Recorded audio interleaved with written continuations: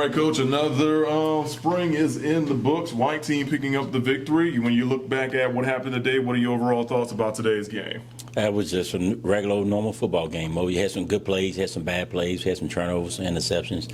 It was football, It's wasn't the greatest weather, but both teams had to play in it, and you got to be able to execute. The team that, in adverse situations like that, the team that want to play football and go out and have fun for 60 minutes is a team going to come out on top, and I think that was the white team today.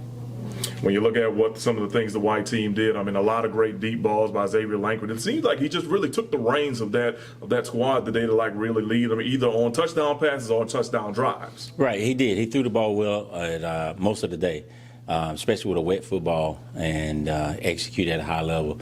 Then he came back and made some bad plays. So that's the thing we got to work with X is consistency. He's got what it takes. He's just got to be a little bit more consistent.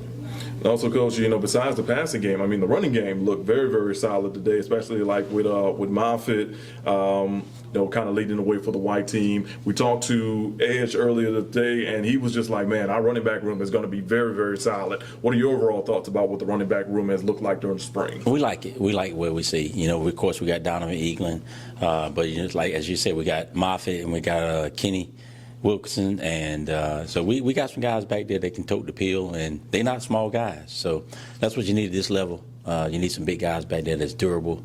They can take that pounding and give a pounding. So we feel good about the running back room. The pass rush was there also. Darion Hayes was getting to the quarterback a good bit. Talk a little bit about how you've seen this defensive line develop throughout the spring. Yeah, they're coming on, and Zarion's going to get pressure no matter who he play against. He's that type player. And with the lines being split up, he might not be going against somebody that we consider a starter all the time, and so he's really going to shine then. And he played well. We got him out there early. We didn't want to get him injured, and but we're happy with the defensive line. Those guys are returning from last year, so we got to add a piece or two to that D line, and that's going to be the thing that's going to carry our defense. It's going to be the D line. They make the linebackers better. They make the secondary better. They make everybody better. So we're pleased with where they're at right now. The wide receiver room has a lot of new faces in it. We saw some good plays, but also some drops today due to the bad weather. What have you seen from the wide receiver room throughout the spring as some young guys that might be standing out to you? It's the same thing. They got some guys that can make some plays. We got some guys over there that can make some plays. And they do sometime, and then sometimes don't. We had some drops, as you said. And we had some guys open, too, that quarterback couldn't get them the ball because of the weather or pressure. But at the end of the day, we got to be more consistent. At every position, we got to be more consistent. Flashes of greatness will get you beat. You got to be consistent.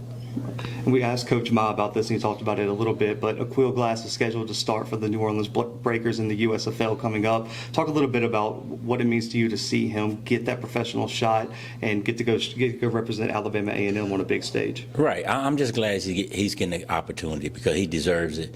The numbers he put up, the way he played, what he did in college football, for him not to get a shot at the next level be a crime. And you have a lot of guys that don't do half what he did, and they get opportunities. So I'm just glad he's going to get the opportunity. Once he gets his opportunity, he'll show everybody that he deserved it, and he'll make well of it. He was out here today, and so I asked him. He said the game was next week. I asked him. I said, "Do I have to pay or do I get in?" But I told him I'm coming either way. But I was glad to see him. He's a great kid, and I'm just happy for him. The final question, Coach, what's next now? What's the goal for these summer workouts and summer programs as you guys prepare for the next season? Well, the biggest goal was to have them guys fly around so these young guys can do it and then not get anybody hurt. And I think we got one offensive lineman that got a little bit of a knee injury. I don't think it's anything that's going to keep him out from the season, but that's one of the reasons that I go early. So if I do get an injury, we give them time to get back. And then now they got the last 6 weeks to concentrate on their grades. So everything we do is calculated. Got one other thing, Coach. So somebody sent me a message a few weeks ago. Looks like you're going to be inducted into your high school's Hall of Fame in the upcoming months.